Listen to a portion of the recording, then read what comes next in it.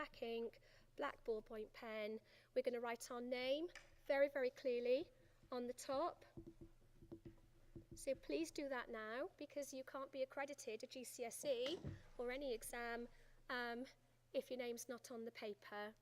All right, you put your full names as they appear on your birth certificate as well. Obviously, there's more to mine than Mrs. Centre number will be at the front for you. 68348 for our centre number, and then your candidate number as well. All right, if you are unsure of your candidate number, don't be afraid to ask the invigilator. They will have a list of them. Okay, we need to answer all questions on the paper. You don't have a choice of questions. You need to answer them all, please. Sorry. You need to answer them all. Write your answers in the spaces provided in the booklet. If you need to go onto a supplementary sheet, if there's insufficient room, make sure you write your name clearly at the top. I would number them as well, and then indicate clearly the number of the question that you are answering. And any supplementary sheets, if you pop them inside nice and safely too. Okay. The number of marks is given in brackets at the end of each question or part question. That gives you an indication of the level of skill you're being required to show. So, for example, you're not going to have a full-on interpretations question for 3 marks. So that will help you remember the technique as well that you're being expected to show. The assessment will take into account the quality of written communication, and it will take into account the extended questions. So question 1C on this paper, although there are no extra marks attributed to that paper, they are taken into account your quality of written communication as to where they might put you in a level. And question 3B, and that's the one where the 3 marks are available. Your ability to spell, punctuate and use grammar accurately. Accurately is going to be a key word that we want to see throughout any answer. Accuracy of communication, accuracy of detail, specificity of detail as you go through. All right. Brilliant. Okay. If we all turn our pages then to question 1.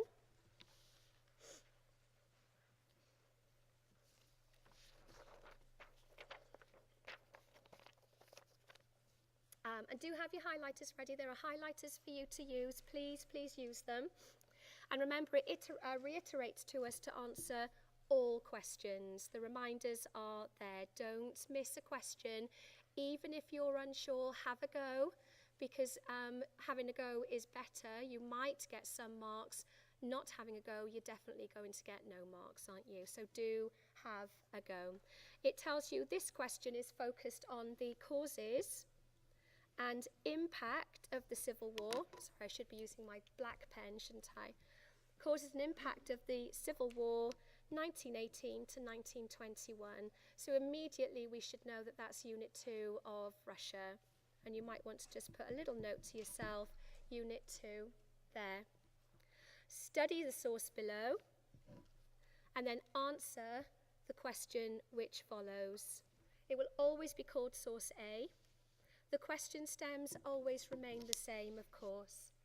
And our question here is use source A and your own knowledge to describe the main features of the Civil War in Russia. So we've got use source A, own knowledge, describe, main features, Civil War. And it's 3 marks. All right. So we know that we need to look at the content of the source. We need to look at the attribution of the source or the caption, whatever you'd like to call it, who made it, when. That can be a very useful indicator of information for us. Some are more relevant than others. And we need to look at knowledge as well, using our knowledge. So content, what's shown in the source? own knowledge, what can you bring to your answer that's not necessarily shown in the source? So it's an almost what it shows, what it doesn't show element that they're looking for here. All right. And if we can get used to just using these very, very small notes to remind you, question 1A, content, attribution, and knowledge. You go through those measures and the 3 marks will be yours.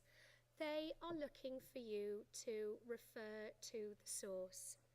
They are looking for you to comment on the caption, as we've said. It can offer extra information for you.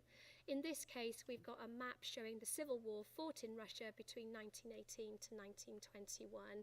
So it's not the most helpful attribution that we've seen, but other sources, other papers have a little bit more for you. I would start by using the wording of the question.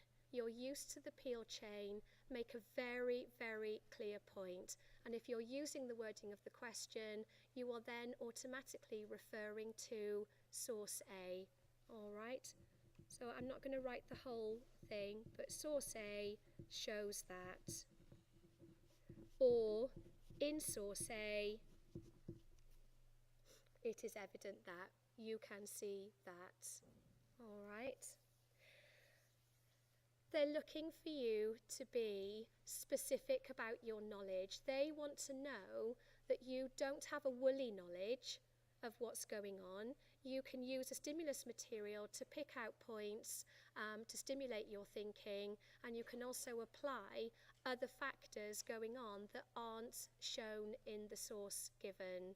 It could be a written source, it could be a pictorial source. There is no way that we can foresee that, and that's a particular thing done by the exam board. All right, so you want specific, relevant, factual knowledge, and it needs to be accurate for your 3 marks as well. They say to aim for 3 developed points, all right, that you can make. For maximum marks, pick out several points from the source which you can then develop or support with your knowledge, what you can see, augment it with your knowledge, breathe life into it if you like, but also give knowledge as to what's not shown in the source as well. Comment on the caption. So shall we have a quick look at the model answer that we've got for this one, and let's see if we can pick out these elements. Sorry, I'm not sure how well you can see that on the screen, it's not that big. So the question is, use source A and your own knowledge. So use the source, own knowledge, describe main features, Civil War. Okay, so the answer shown then is a full mark answer. So how have they achieved that? They go straight in with mentioning the source. The source shows that the Reds, specific information, occupied a central position. They're using the source, they're interpreting the information given, and they were surrounded by the Whites. So they've used the key on the source to help them with that. This allowed them to communicate and coordinate their offensives more effectively than the Whites. So they're using their own knowledge to say why that's important. Using the railways not illustrated in the source, own knowledge. It also shows that the Whites controlled the ports and the royal palace at Ekaterinburg, specific, until it was seized by the Reds in 1918 when the Romanov family were assassinated, specific, accurate, factual detail. It does not, however, show the divided leadership of the Whites or the foreign intervention which supported them. A further feature of the Civil War, 1918 to 21, reference back to the question. Main feature was the introduction of war communism, specific knowledge, grain requisitioning, specific terminology, sophisticated, carried out by the checker, specific, accurate, and the Red Army. In this case, the caption of the source doesn't offer a great amount of information. If you had a speech being made by Lenin in April 1917, that would be different, all right? But in this case, the caption doesn't offer you anything to bite on, really. All right, so 3 marks for that. Specific, it's factual. They've used the source, gone beyond it, and shown what's not shown as well. Okay. Lovely. If we turn over to question 1b. And again, we're reading the question carefully. Explain why the Civil War started in 1918. And our job here is to make 3 points, clear points, which you explain well. You support, you develop with specific factual information. So I would write on my paper at the top, points, explain, points, explain, points, explain. J for judgment. Make use of the question to construct your points.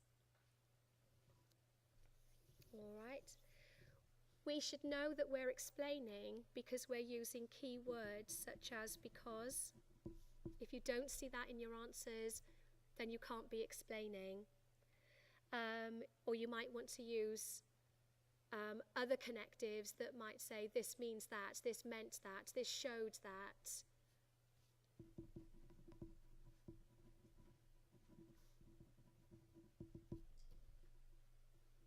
All right, use your P chain to help you. Again, the examiner is looking for you to develop those points with specific, accurate, relevant, factual knowledge. Don't be general, don't be woolly. They will not give benefit of the doubt. Check that your information is directly relevant. So we want it to be specific, relevant, accurate. Does your information address the question? Does it answer the question set? And what you might like to do, in order to set up your answer, I do encourage students, if you can, make a judgment in a nutshell in order to answer the question before you go in with your arguments. You know that your judgment is there and the examiner knows exactly where you're going with your answer. Okay, so judgment in a nutshell.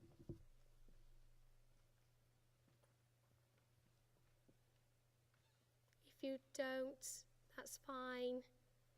Make sure there's a judgment at the end, that you're wrapping things up and they're in no doubt their golden rule, answer the question set. Shall we have a look at the model answer? Nice straightforward question. So explain why the Civil War started in 1918. There were many reasons why the Civil War started in 1918, so it's fully focused to the question. Perhaps the most important reason, nice sense of evaluation there, making a judgment, prioritising, showing extent to which something was important, which was the most important factor. They like to see that. was the fact that when the majority of the population voted for the socialist revolutionaries, specific, in the first vote to the Constituent Assembly, you know, there's specific knowledge. We know what this candidate, or they feel confident with it. Lenin closed the assembly and ignored their democratic voice. This, twinned with their illegal seizure of power in the October 1917 revolution, turned many people, especially law-abiding bourgeoisie, sophisticated terminology, against the Reds. They've made a point, they've backed it up with specific factual knowledge. A further reason why the Civil War started was the impact of the Treaty of Brest-Litovsk, or another clear reason. Note that they've started a new paragraph per point.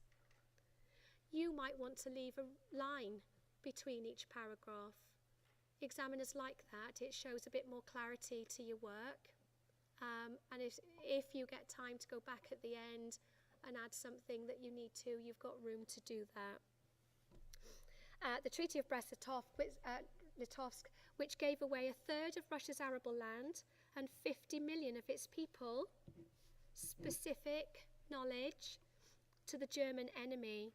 Many saw this as a betrayal, significance, explanation, were angered that Trotsky had agreed to such harsh terms. The promise of peace in Lenin's thesis had been met at too costly a price. Clear point, explained, ratified, supported.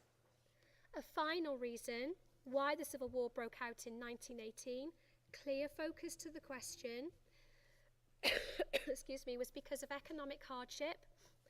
Food shortages led to violence on the streets and encouraged open opposition to the Bolsheviks. There was also significant political opposition to the Bolsheviks within Russia. There were many who supported the Romanov dynasty. There was growing liberalism with the cadets and significant support for the Socialist revolutionaries.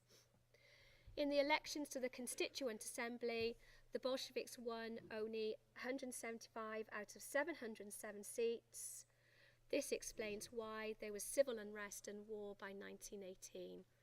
Accurate, specific, lovely clarity, clear point, backed up. Overall, judgment, the Civil War was caused by the Bolsheviks taking people's democratic voice, the harsh terms of the Treaty of Brest-Litovsk, and the mounting political and economic pressures in Russia at the time. Those have been clearly outlined in 3 clear points and have been wrapped up neatly in a nice judgment that rounds everything off logically. Very, very clear focus to the question. Okay.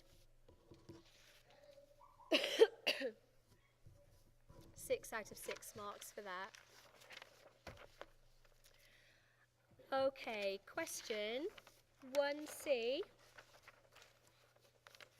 Perhaps the most dense question on the paper.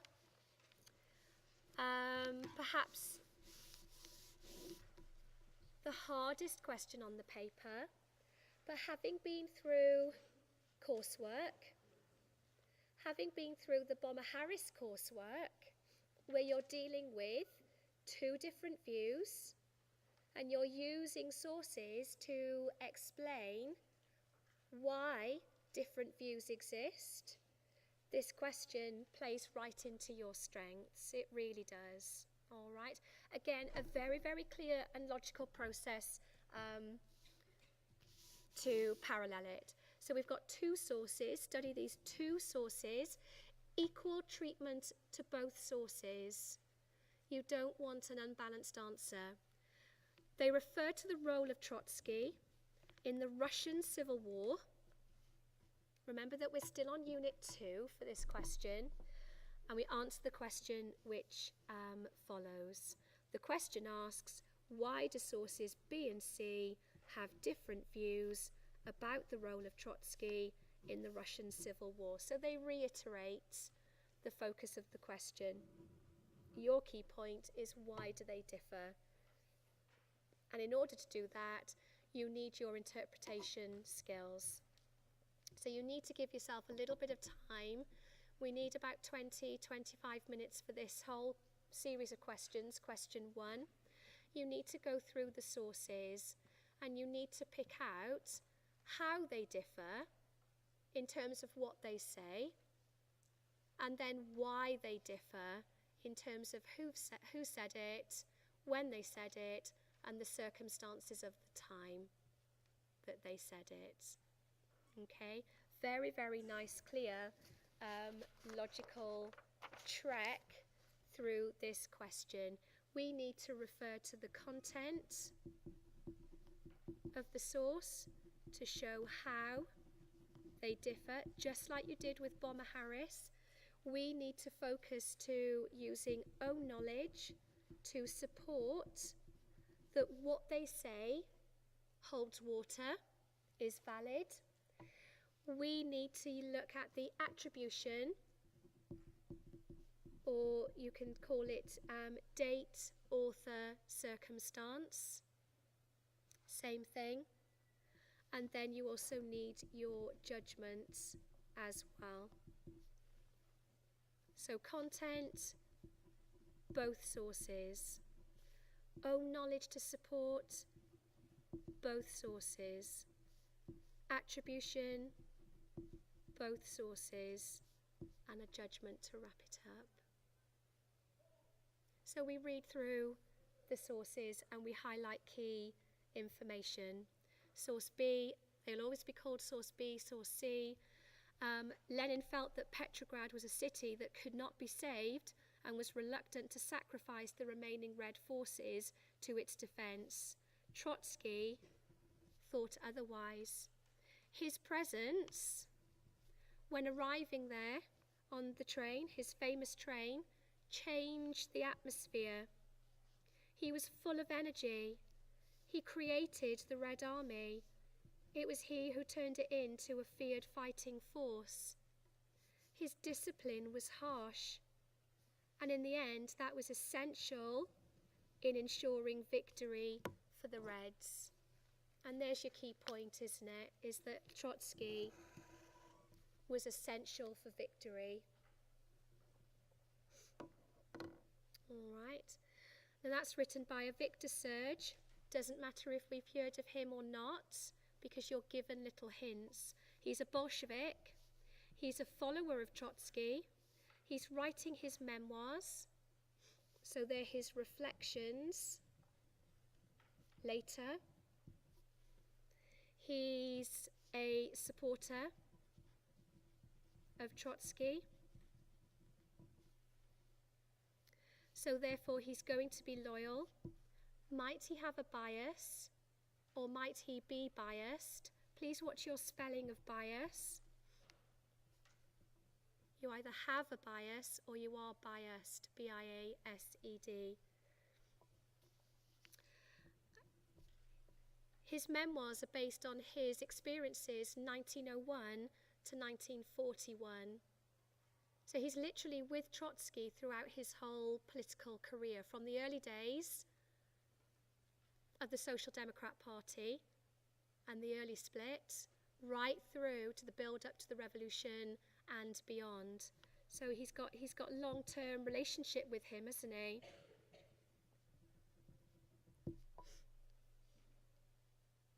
All right.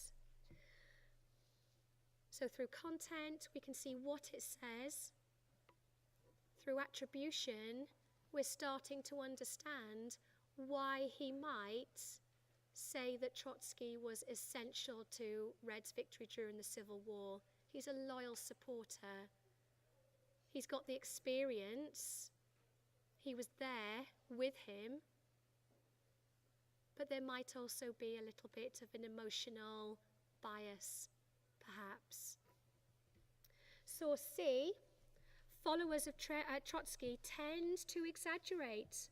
Followers tend to exaggerate the part played by Trotsky in the Civil War. He was a figurehead who could rally his troops, But he also managed to create a lot of bitterness in the Red Army and was responsible for creating opposition within the party. War communism and the weaknesses of the whites were more important to success. Two opposing views.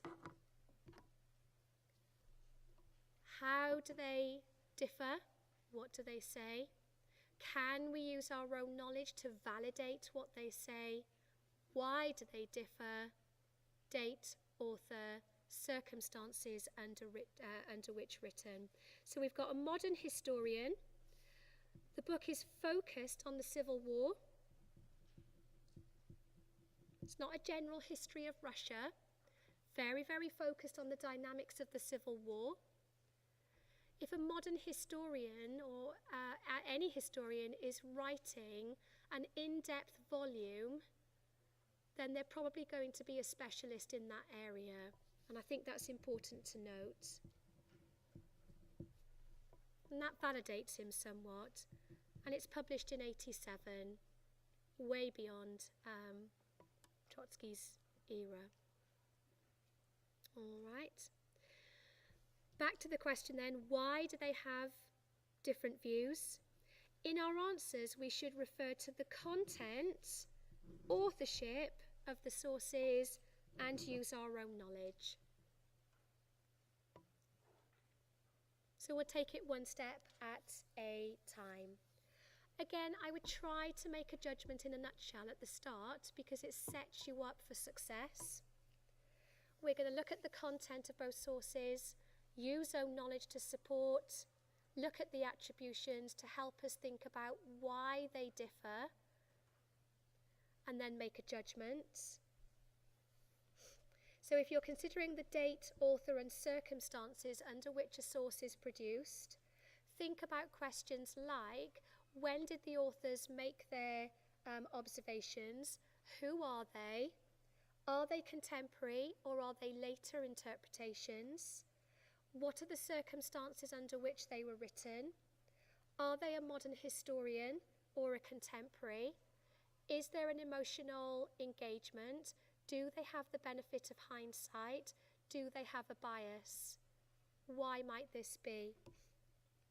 Your job is to produce, for maximum marks, a balanced answer, equal treatment of the sources, with good support from both sources, and a detailed consideration of attributions. If you don't consider the attributions, then they will stagnate you at 3 marks. You won't get above a certain level. Okay, content only, low level. You must address the attributions. Let's have a look at our model answer. Page 2 of your sheets. So why do they have different views? Role of Trotsky, Civil War. Content, authorship, own knowledge. Sources B and C have different views on the role of Trotsky in the Russian Civil War, focused to the question, because they were written at different times by authors with different perspectives under different circumstances. You've set yourself up to consider content attribution. Source B argues that he wanted specific reference to the sources, interpretation of the content, try and drill through the content in a nutshell. He devised, motivated, led and trained the Red Army with harsh discipline. You can quote from the source, but don't give long quotes to ensure victory. Content, whereas source C argues that Trotsky's role has been exaggerated and that war communism and the weaknesses of the whites were more important. The view in source B can be supported because Trotsky visited the troops on the front line and motivated them through meritocracy and fear. Own knowledge.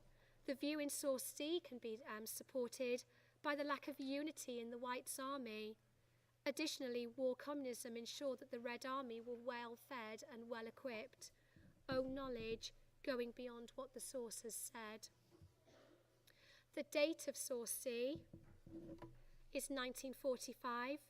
It has its view because, addressing the question, there was a lot of admiration for Trotsky following his assassination in 1940, own knowledge, perhaps making him a martyr or hero to many who had supported him at the time.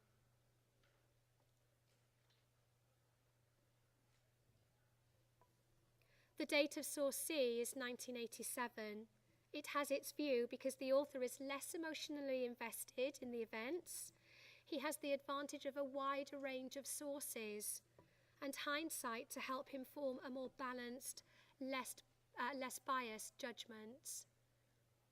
With historians, make reasoned comments about their views. They have the benefit of hindsight. They should be objective. They have a range of evidence. They're not necessarily writing under censorship. All those stock elements that you know about historians can help you, and you need to be making the right noises. It needs to be there. They expect to see it. We don't get marks if we don't address it. The circumstances, so we've got date, author, circumstances of source B, was the end of World War II, so specific knowledge there. Many communists wanted to celebrate their victory over the Nazis and spread their ideas. The circumstances of source C was the end of the Cold War, which means that historians were more objective about the events, more evidence coming out of Russia. Overall, the sources have different views about the role of Trotsky because one was a close supporter. So we're going beyond that in a nutshell phrase we used at the start and encapsulating in a nutshell exactly what the attribution is and knew him personally, whilst Maudsley was writing 70 years after the event with much less personal involvement. Clarity, specific, content of sources, knowledge, date, attribution, circumstances, which clearly explains why they differ. Okay. Any questions about question 1 before we move on to question 2? All right. Much more straightforward paper than Germany. You can see the questions here. That's always a bonus, isn't it? Okay. Hand you over to my glamorous assistant, Miss Felden. Before I take them to the main office, has anyone misplaced a pair of spectacles? Is anyone looking constantly thinking everything's a little blurry and not quite understanding why? No? Okay, afternoon everybody. We'll look at question 2. There are 3 questions within question 2 with 18 marks.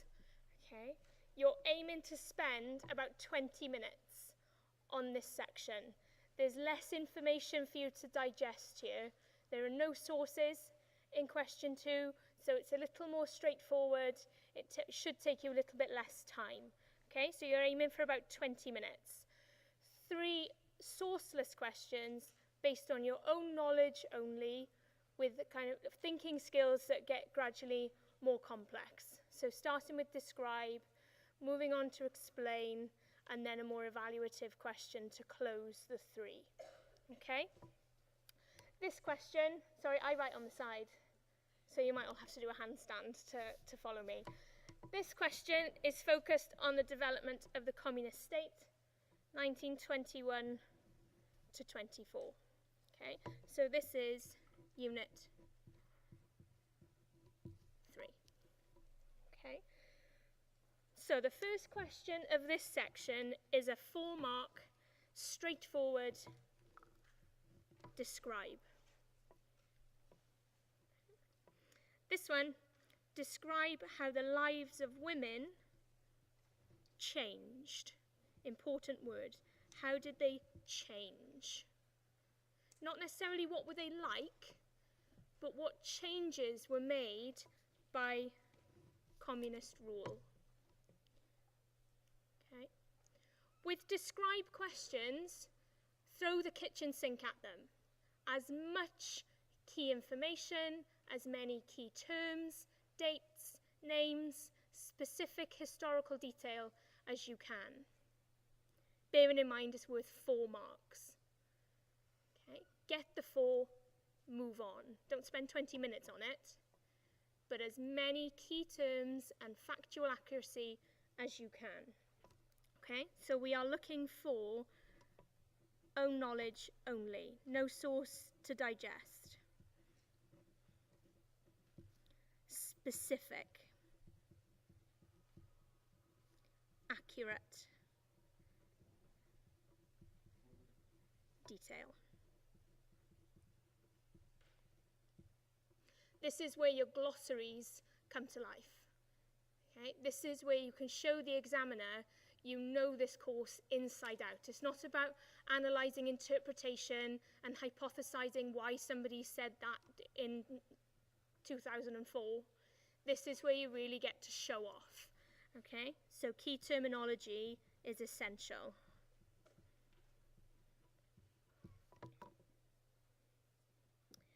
You're after 4 marks, so you need to make at least 2 developed points. Okay. You're looking for depth. Sound like you really know this course inside out. Okay. If this was an 8 marker, you could have got 8 marks. Okay. Throw everything you've got at it. Should we look at the exemplar?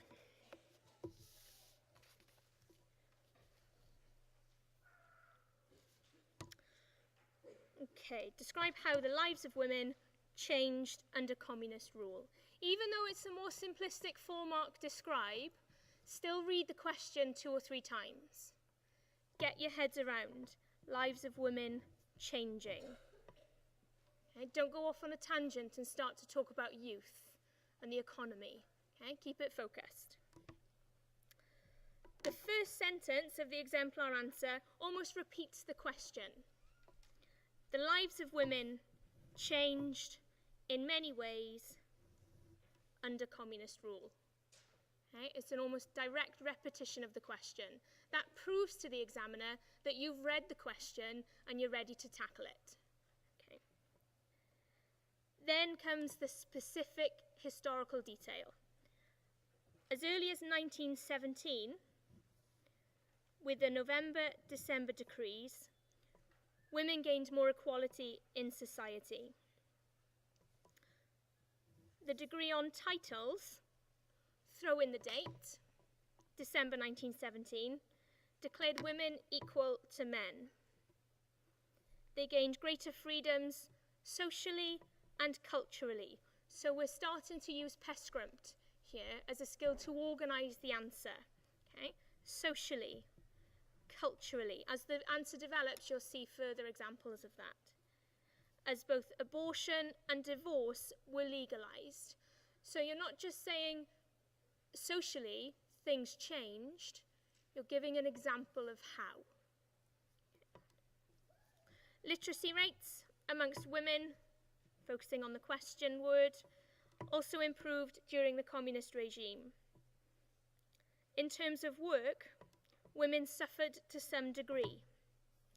After the Civil War, contextual knowledge, 5 million men, specific detail, returned from service and pushed women out of the job market.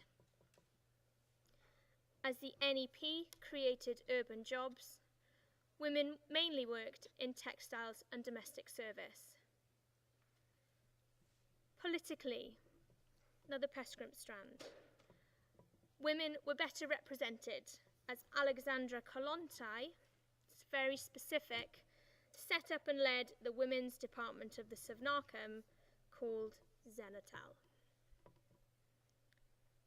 Show off. If you've got something in your repertoire that is going to focus on the question but is going to really impress an examiner, throw it in. She was the first female member of any European government, and her position shows the improved position of women and how important it was for Lenin to focus on gender equality. Okay? So you've thrown in a point there that's quite snazzy, shows off just how much you know, but you've made it relevant to the question as well. Okay? You're not just gone, oh, look at the fact I revised, I'm going to throw it in. Make it relevant. This shows that changing positions of women under communist rule was important to Lenin.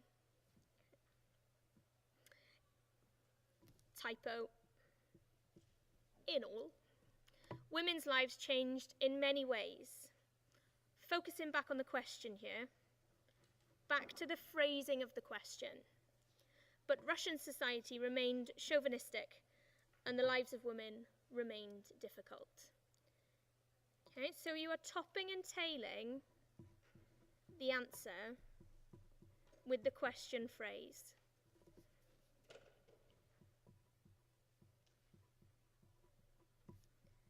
Showing the examiner that you've remained really focused. Any questions for that 4-mark describe? No? Okay. Let's go back to the exam. And question 2b. Different thinking skill with this question. This one you are needing to explain why. Give reasons for. If in this one you stay in the descriptive mindset, just throwing your factual detail at it, you're going to curb yourself at half marks max. It's a different strategy. This one, the examiner appreciates you know the detail, but he wants you to explain something using that detail. Give reasons why Stalin won the power struggle. Okay? Not what was the power struggle, describe the power struggle, explain why Stalin won it. Okay? So this one, we are needing to focus on this key demand here. Okay? Give reasons for. You go then to how many marks is the question worth. So if I give one reason, I'm not going to earn myself 6 marks.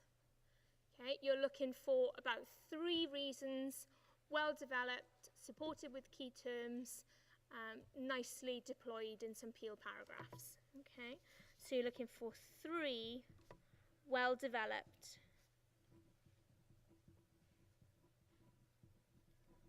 reasons. Okay, with key terms and detail.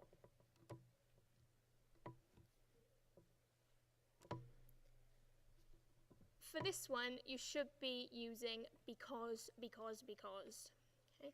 This explains why. This means that using that language of explanation. Okay? So, because.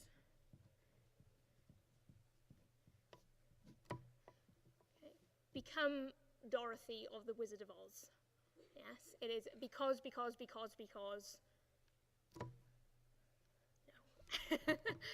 Give as many reasons as you can. Okay? Let's look at the exemplar and see how it's done.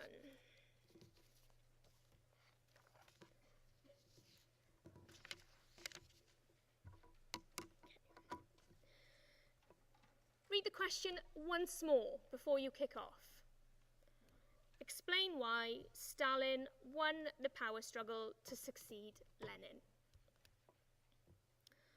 Stalin won the power struggle after the death of Lenin in 1924 for many reasons.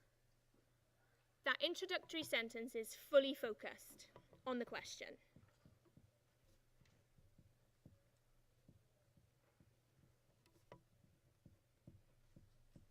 It also manages to bring in some own knowledge, not given in the question. The question doesn't tell you that it was 1924. Okay, so in the introductory sentence, in the first 10 words or so, you've shown the examiner you've read the question, you're ready for it, and you know what you're talking about. Perhaps the most significant reason, same phrase there as the earlier explained question. Okay, you're pushing the thinking skill further. You're impressing your examiner with the fact that you not only know 3 reasons why, but you know which are the most important reasons and which are maybe subsidiary reasons. Okay, it's showing off an extra level to your knowledge. Perhaps the most significant reason was his position as General Secretary for the party. This allowed him, so we're explaining, this allowed language of explanation.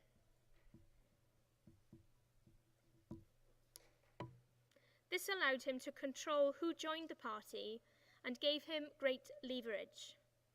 He allowed huge numbers to join the party. All were loyal to him and grateful to him for their membership. These new members would support Stalin in a power struggle. We're using the question phrase.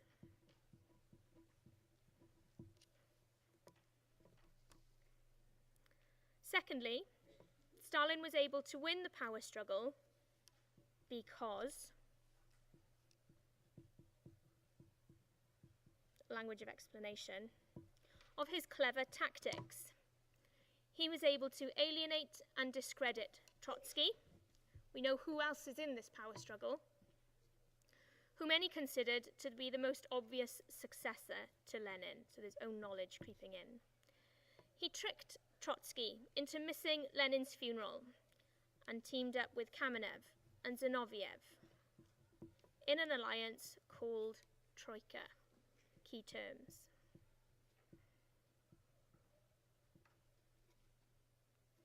He was then able to maneuver his position to discredit these 2 candidates by allying with the more right-wing Bukharin. And we know that he's right-wing. Finally, he criticised Bukharin for his fervent support of the capitalist NEP, littered with own knowledge, and knocked out the only remaining rival. Stalin was able to win the power struggle because he was clever, tactical, and measured in his dealings with his rivals. So again, we are linking back to the question phrase at the end of that paragraph, like we did with the first one. So the Peel chain is evident. Finally, Stalin was able to win because Lenin's warning about his power-hungry and dangerous nature, which he recorded in his last will and testament, went unheeded. In this document, Lenin criticized all potential successors, so none of them wanted to make the document public. Lenin was so highly respected, and had his negative views of Stalin been widely publicized, it is unlikely he would have been able to seize power. In reality, he was able to promote himself as a disciple of Lenin, who had been close to the well-loved leader. That is probably enough. But over the page, dum, dum, dum. Nice little concluding sentence to tie your answer together and just leave the examiner in no doubt that you have explained why Stalin won the power struggle. In all, Stalin won the power struggle, and in case I haven't already made it clear enough in my 3 beautiful Peel paragraphs, because of his influential position as General Secretary, his clever political tactics, and his ability to promote himself as a disciple of Lenin. Okay, I have given you 3 clear reasons. Now it's your turn to give me 6 marks. Okay, leave them with that nice sense of, yeah, good answer. That little sentence on the end could be something that you added in the last 5 minutes when you are furiously proofreading your answer and your entire paper. Okay, you're going back and you're checking every answer, and you think, right, I've got time to give that question a nice concluding sentence. I've got time to go back and just make sure my judgment's really clear on that 8 marker or that 6 marker.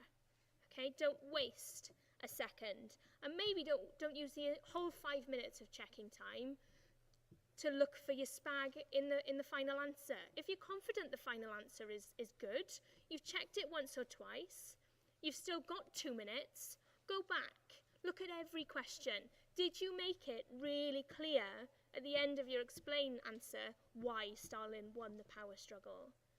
Okay. These little points of refinement could collect you an extra 1 or 2 marks, which could be a grade boundary. Okay? Okay, last question in this section. Let's go back to the paper.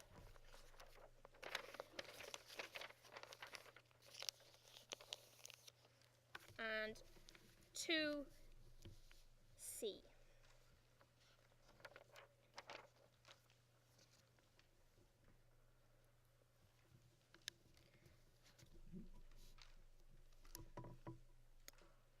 Why was the new economic policy important for Russia between 21 and 24? 8 marks. Slightly more demanding, again, than your 6 mark explain. This question, though, is a bit sneaky. It's asking you why the NEP was important. The examiners decided the NEP was important. You were explaining why. It's not a, was the NEP important? To what extent could the NEP be regarded as important? It's not this two-sided for and against. Okay, look at the phrasing really carefully. Why was the NEP important? Okay. So in many ways, it's very similar to the question you've just done, but it needs more because it's worth more. Okay, but don't be fooled into the for and against, because that's not quite what it's asking. Why was the NEP important for Russia between 21 and 24? So again, you need 3 to 4, extra 2 marks on offer here, so we're going to have to write a bit more. 3 to 4 well-developed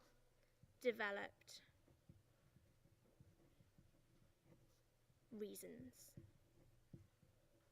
The language of explanation is here again. Because.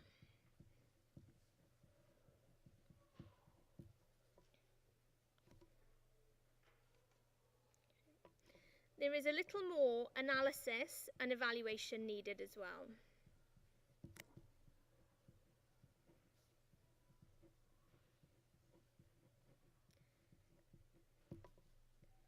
Of maybe how the NEP has changed things in Russia.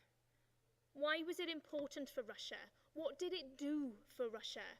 How did it change the circumstances of Russia? Okay. Analysis and evaluation of impact. Why was it important? What did it do? So we're going to need judgment.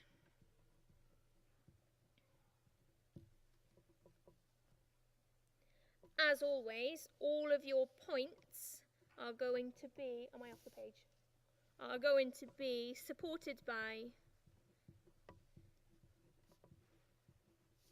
specific factual accuracy.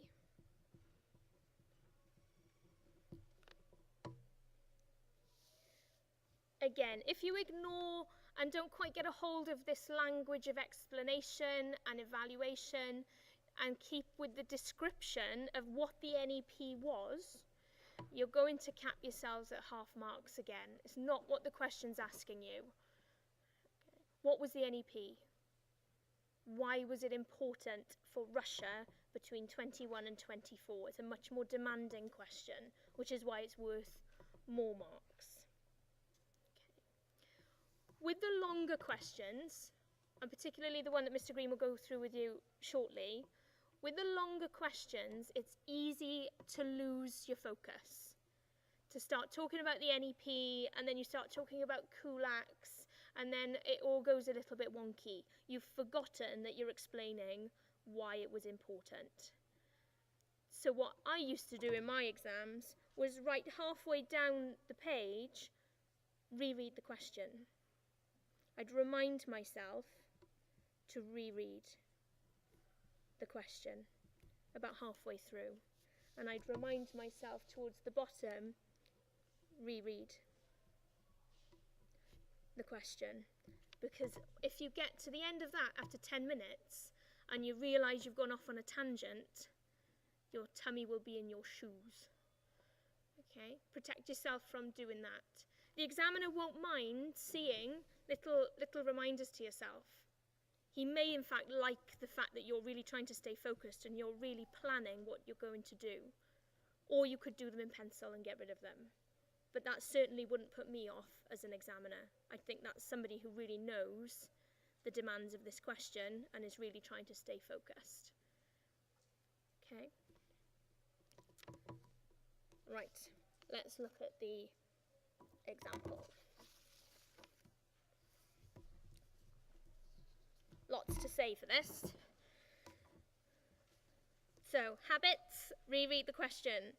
Why was the NEP important for Russia between 21 and 24? So we're thinking of impact. The answer starts with a nice focused sentence again.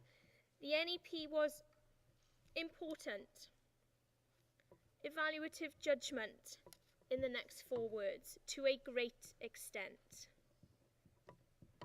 Evaluative.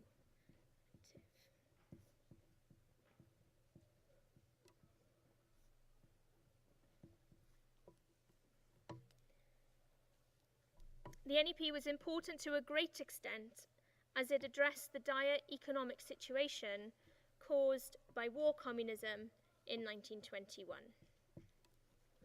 There's my judgment, supported by own knowledge. By meeting Russia's urgent need for food and by taking 1 step backwards in order to take 2 steps forwards, it allowed Russia breathing space after a period of almost 8 years at war.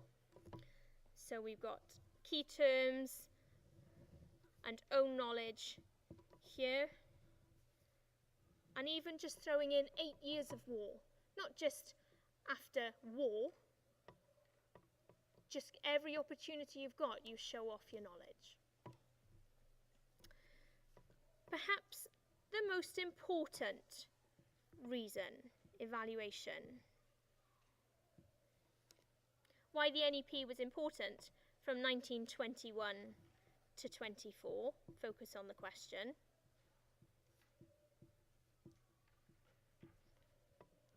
Was that it allowed for agricultural recovery. That's the point of this paragraph. By 1921, war communism and the Chequers grain requisitioning, introduced in 1918 to keep the Red Army supplied, led to peasants hoarding grain. This caused, so we've got explanation language,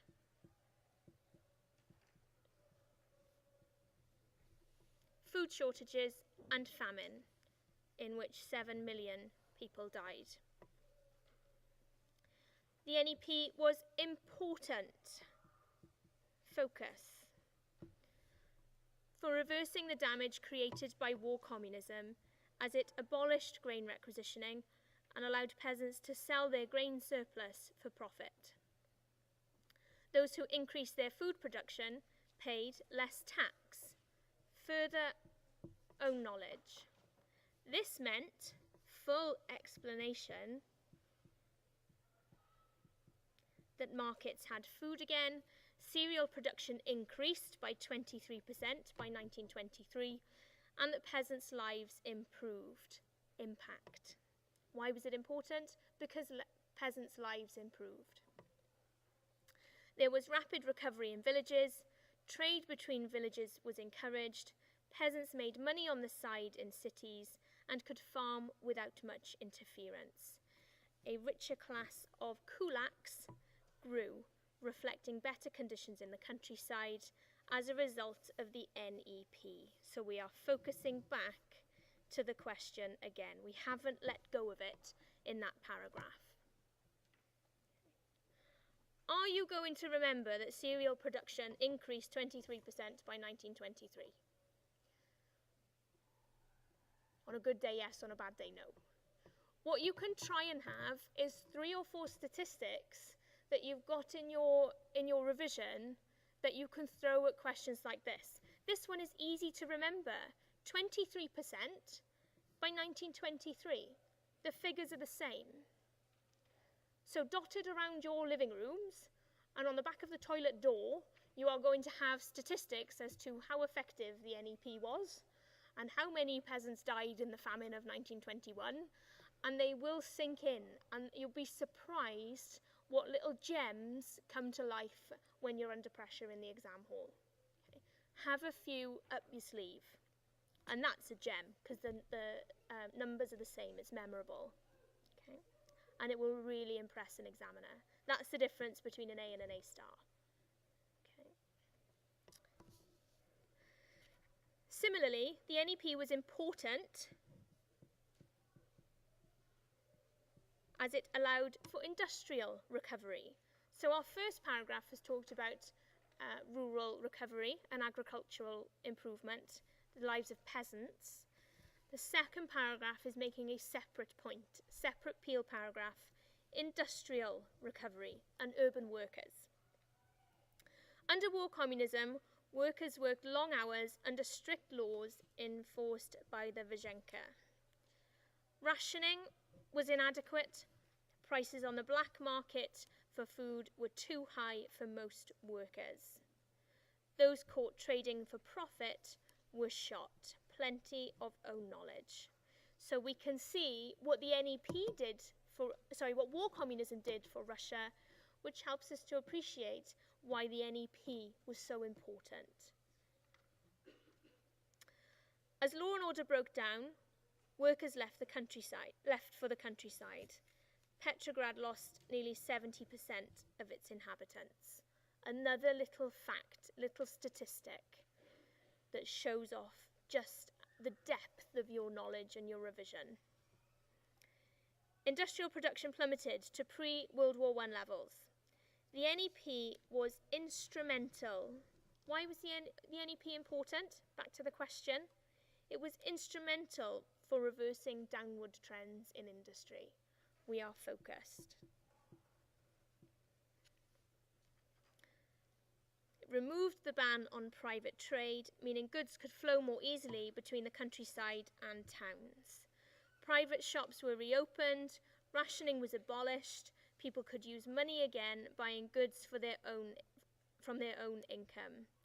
A new ruble, you could say a new currency, but you know it's a ruble, so use the key term, was introduced, as well as a programme of electrification and encouragement of foreign trade. The appearance of netmen shows the importance of the NEP. We're still focused in industrial recovery as they handled about 3/4 of the retail trade.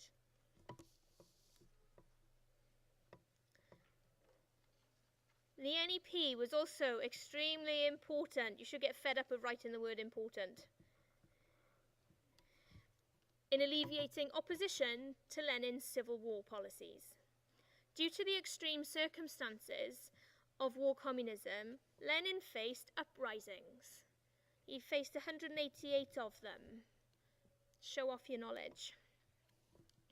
In the countryside, most seriously in the Tambov region. It's very specific.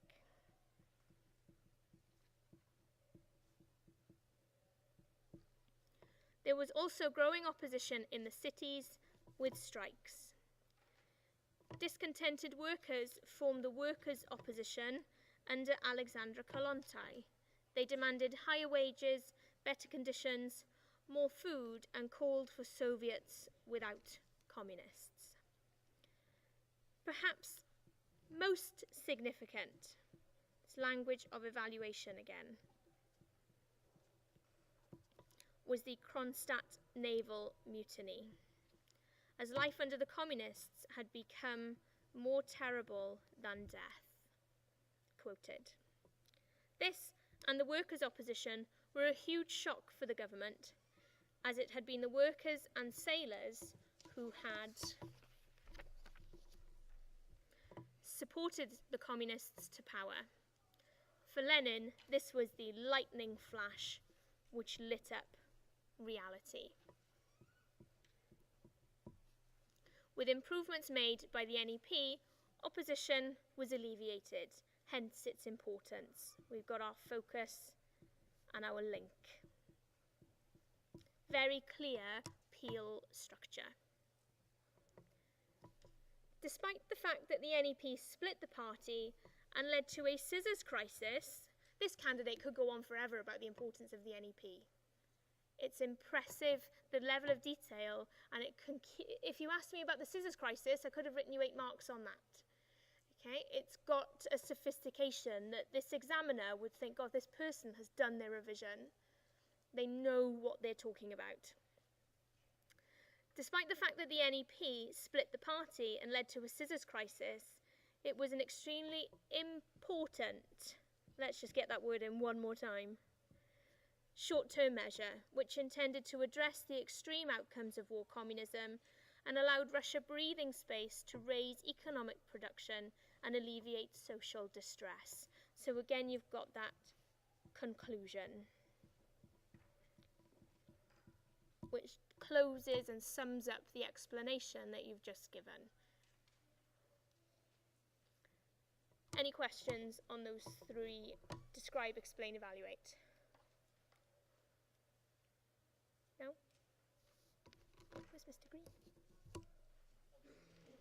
Time for my glamorous assistant.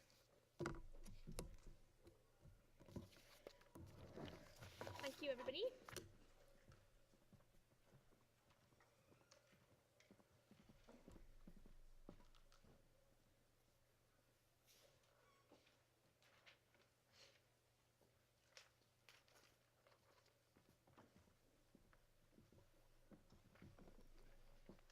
Afternoon, everyone. Take a moment. Could you all stand up, please? Won't get to do this in an exam, but we've been sat here a long time now, so everyone stand up, please. Stretch up as hard as you can, stretch your limbs out, get the oxygen flowing around your body again. It will help to put your arms over your heads and stretch out, and then sit back down when you've shaken your legs and got yourselves comfortable. Right, sit yourselves back down, give yourselves a shake out, make sure we're nice and loose, and we've woken up a little bit.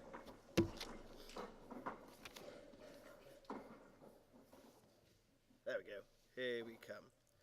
So, question 3. Only 2 questions in it, but the only question that will ask you to consider an entire unit in one go. Okay, so it starts you off with a nice simple question. In this case, they've put it on Unit 1. Obviously this summer it could be any one of the 3 units. So the first question focuses specifically on the 1905 revolution.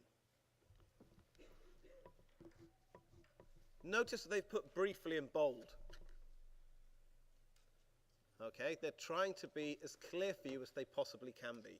They're giving you a clear instruction that they don't want you to go into immense detail. At 4 marks, we're not going to spend more than 5 or possibly 6 minutes on this question before we move on. So we have to bear that in mind when we start our answer. Don't start your answer by going into huge detail and then have to get briefer and briefer and briefer. Give an even, balanced description of the 1905 revolution. It might help you to jot ideas down around it to start with. How did it start? What were the main events? Write them across the top, down the side. Plan. Think quickly. And then an even description as we go through. In some of your lessons, you'll have referred to that as the nearly revolution. Okay? Don't be confused. There's only one revolution in 1905. Make sure you focus on the events only of that.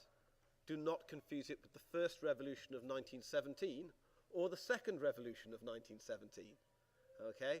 Don't get excited when you see revolution and start writing everything you know about revolutions in Russia in this period. If we look at the model answer, yep, coming up nicely, you can see that this is a short summary of the events. As we've said repeatedly this afternoon, use the language of the question. Don't give the examiner the opportunity to think you're downloading class notes. And the best way to avoid that is to regurgitate the language they've used in their question in your response. So here we have outlined briefly the main events, and in our answer the first said the main events of the 1905 revolution were. Okay, we simply reversed the question on itself, and we started off with what caused it. So we've briefly outlined that economic hardship, a desire for political reform, and of course the impact of the Russo-Japanese War, in which Russia had done so badly, caused the 1905 revolution. But the spark was Bloody Sunday. We've got some details. Look, 200,000 workers, led by Father Capon, fired on by the Tsar's troops. Could also refer to the Cossacks at that point, if you would have preferred. And then we have the spark to the revolution in January, date specific as you possibly can be. Now, you could argue that this candidate spent too long on the precursor and build-up to the revolution and should probably have got on to the actual events of the revolution more quickly. By the end of January, 400,000 workers are on strike. The Tsar's uncle is assassinated. And in June, the crew of the Potemkin mutinied. Peasant uprisings in June and July. And a general strike in October.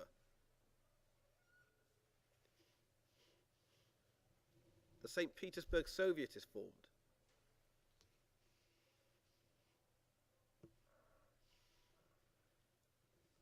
And then the impact, forcing the Tsar into issuing the October Manifesto. You could have referred to the troops coming back from the Russo-Japanese War and putting down many of the uprisings. You could have referred to the Putilov Works by name as the factory in which some of the most significant strikes initially took place. But that's a very, very solid answer for 4 marks. Do be careful with the exact wording of the question, because they could just as easily have asked you to outline briefly the causes of the 1905 revolution, which would have focused more on the economic depression, the impact of industrialization, Bloody Sunday, the Russo-Japanese War. Do you all remember the cartoon strip in the textbook that tracks each month of the 1905 revolution? Be as date specific as you can. be as event specific, name specific as you can. And think 6 or 7 points to cover it should be enough. Okay, so that's the little question for part 3. The big question, the one that the whole paper arguably is building up to, is on the following page. And what I would say at this point is, if you've got a blank page that does not say blank page on it, question it with the invigilator. Because as far as I'm aware, if there is a blank page deliberately anywhere in your exam paper, it will say blank page. So you often get one on the inside front cover. Ours goes straight into a question, but frequently that will say blank page across it. So if you have blank pages that don't say anything on them at all, then there may be an error with your paper, and it's something to check. The other thing to bear in mind is you are likely to require extra paper, if not for earlier questions, then almost certainly for this one. Please, on the front cover of your booklet, state how many extra sheets of paper you have used. Candidates in the past have had their marks tallied up with the examiner having never seen or marked the attached extra scripts. So if you've written on your front cover 1, 2 extra scripts books used, they will know that they need to find those. Equally, if you get extra script books, make sure your name is very, very clearly on them. It would be appalling to lose half a grade because the examiner didn't know you'd completed any additional work. First thing to notice, it's quite a long question, quite a lot of information to process. So, unpopularity is going to be our annoyingly repeated word in this question.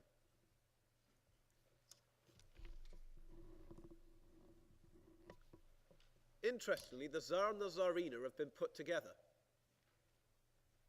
So it's the family as a whole that we're exploring. The question suggests that that is the most important reason. Not the only reason, but it does say it's the most important reason. So that's going to be a cornerstone of our answer. Yes, it was the most important reason because. However, there were other reasons that some people say are also important, and explain.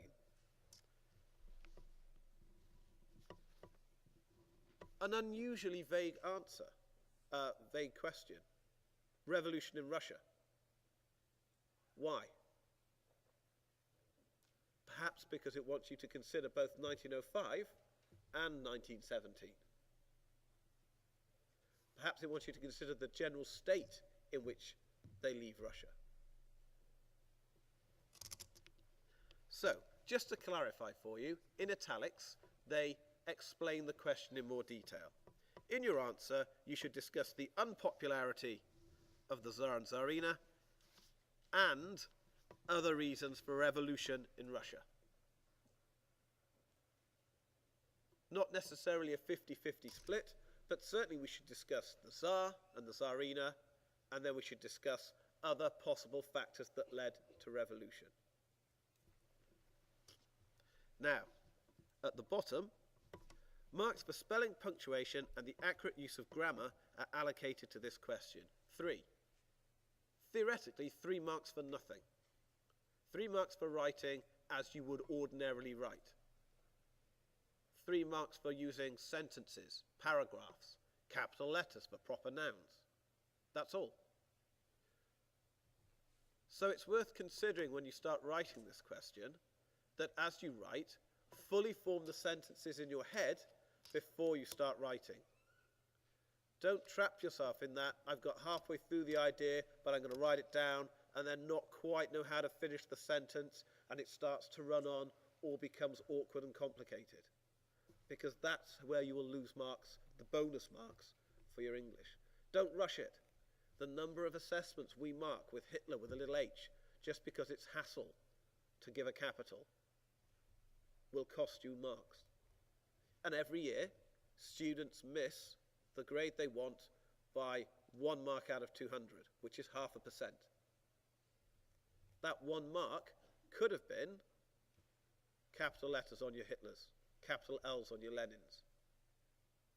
So don't for goodness sake, rush through your grammar, spelling and punctuation on this question. Because I can almost guarantee somebody in this year group will miss their grade by 1 mark. And I can equally guarantee that that person will not have got full marks for their grammar, punctuation and spelling in all of their papers. Okay, they're not looking for ridiculous sophistication. They are looking for clean accuracy. Okay, so that being said, for this question, I would certainly come up with ideas before I started writing. I would come up with my plan. What sort of things am I going to consider?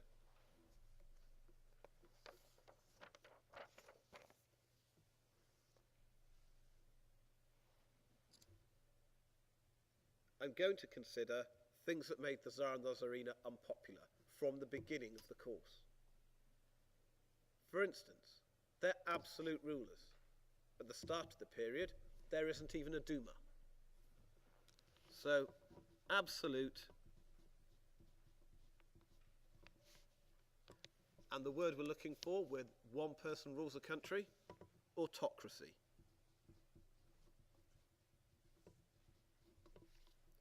I'm also going to consider Rasputin as part of the reason the Tsar and the Tsarina become unpopular.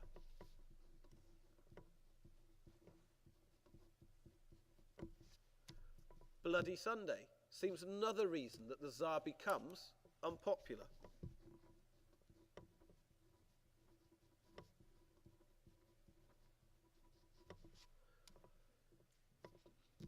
Taking command of the troops in World War I seems to make the Tsar unpopular.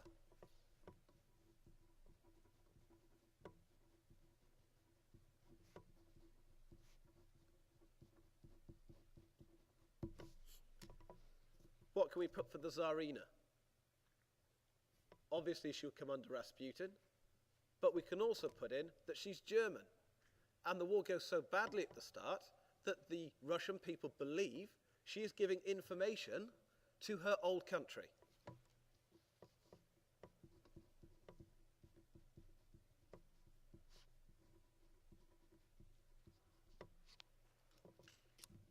What other reasons are there?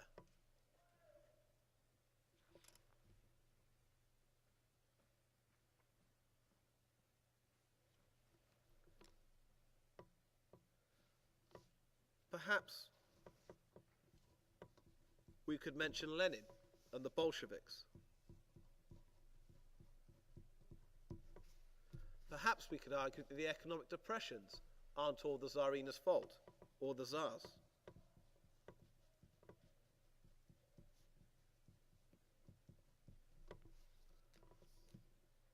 Come up with a series of ideas that will support you in structuring your answer. It will give you a sense of what your introduction should do in summing up the question to start with, but also give you an idea of how much space you've got to talk about each of your factors.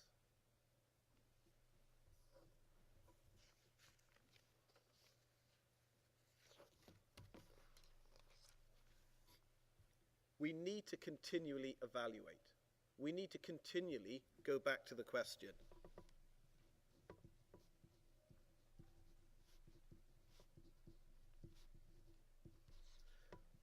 We need to link paragraphs.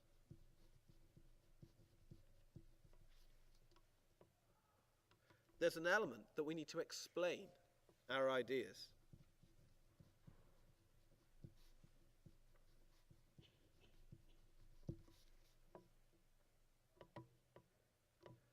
We must, above all, make a judgment at the end.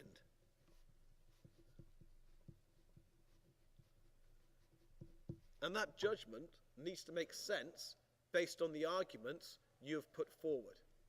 So if you put 8 reasons down for the Tsar and the Tsarina becoming really unpopular, and that that's what causes revolutions, and only 2 or 3 points against that, then in your conclusion, make sure you blame the unpopularity of the Tsar and the Tsarina as being the main reason. Qualify it, but make sure that the emphasis is clear from your argument, so that your argument is sustained.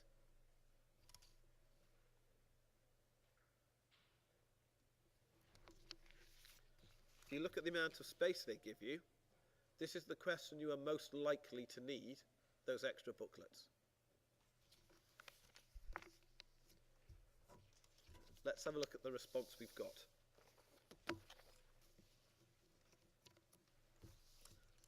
So, was the unpopularity of the Tsar and the Tsarina the most important reason for revolution in Russia? As you've seen time and time again, the ideal answers engage directly with the question straight away. So in this case, the unpopularity of the Tsar and the Tsarina was certainly one of the most important causes of the 1917 revolution. However, other factors, such as Lenin, the rise of the Bolsheviks, as well as the destructive influence of Rasputin, need to be discussed. Acknowledgement of the interpretation of the question with development, and immediately an awareness of other factors that a historian might bring to that discussion. No answer clearly indicated yet, but an awareness of both sides that need to be developed. The Tsar and the Tsarina became increasingly unpopular in the period 1905 to 1917 for a number of reasons. The opening point, using Peel as you would in any of your essays, for your opening paragraph, make it clear what that paragraph is about. This paragraph is about why the Tsar and the Tsarina become increasingly unpopular, and that leads to revolution. One reason was that the Tsar had absolute autocratic power over Russia. The key language that we've used throughout the course to talk about the type of power the Tsar holds, and so was blamed when anything went wrong. The effect of that. Examples of this: think about how this replicates the standard Peel approach or peer approach to writing paragraphs. Point, explanation, examples. Were the Russo-Japanese War and the high taxation and economic depression of 1905. The rule of three. 3 good examples to support that point. Their unpopularity was made worse by the Bloody Sunday massacre and the Tsar's apparent lack of concern for his people. We could again have mentioned the Cossacks. You could again put the number of people involved. You could have put the fact that they had slogans of Father, Little Father, to emphasize what a contrast there was between the way the Russian people anticipated he would respond and the way he did when he sent the Cossacks out to destroy them. After the revolution of 1905, the Tsar made something of a recovery due to the October Manifesto, awareness that it's not one-way traffic, and promises of free press and democracy through the Duma, specific details from your course. However, he went back on these promises and made himself even more unpopular, pushing people to the opposition and making revolution even more likely. Back to the question. Any paragraph should end by directly responding to the question you've been set and using the language of that question.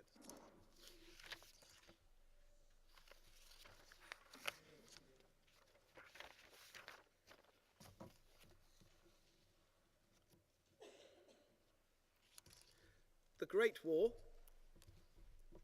was perhaps the Tsar's last chance to save himself, but unfortunately his popularity became even worse, culminating in the 1917 revolution and his abdication.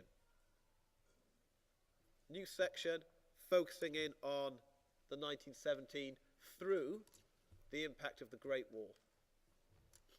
His family's association with Rasputin, specific knowledge, had caused many people to turn against the Tsar, and his fixing of government positions weakened the Tsar's authority and the country's ability to fight the Germans.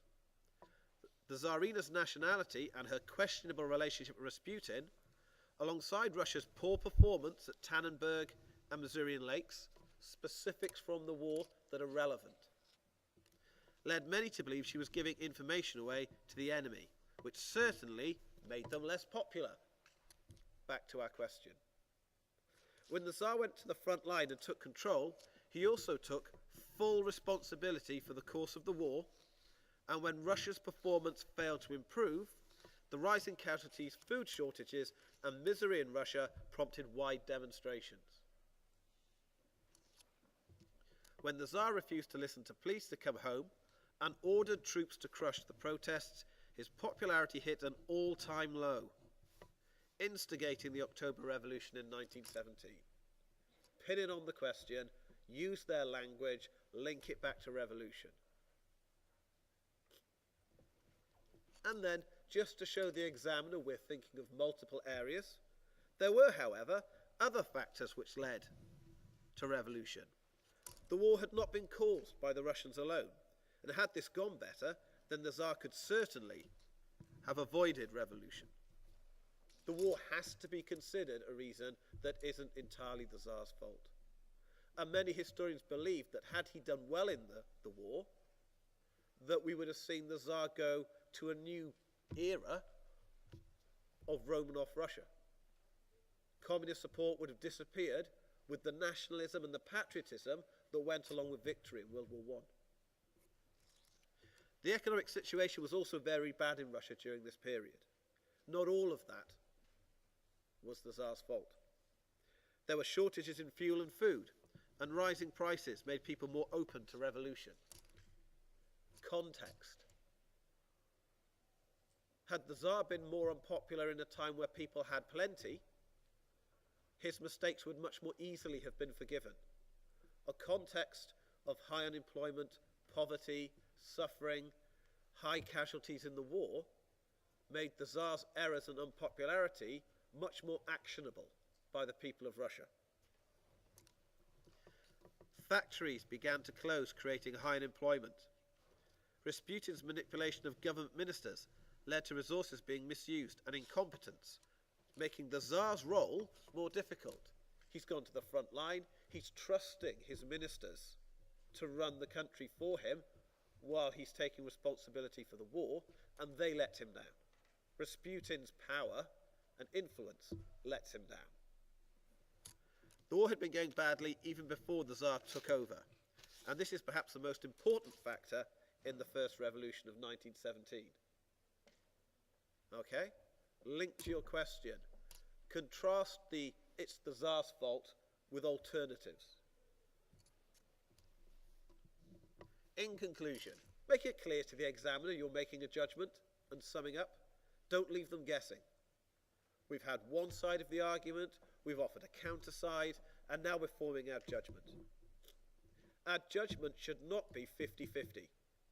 We should not sit on the fence. We should lean from it. We should take awareness of both sides, but come to a conclusion which we think is mostly responsible, as in the question. In conclusion, the Tsar and the Tsarina's lack of popularity may well have been the most important cause of the 1917 revolution. However, it was the war which was the catalyst, nice term, for the revolution. The war caused a significant deterioration of conditions in Russia, for which the Tsar was blamed. Ultimately, his decision to assume command of the war effort ended the reign of the Romanovs forever. Clear judgment, linked to the question.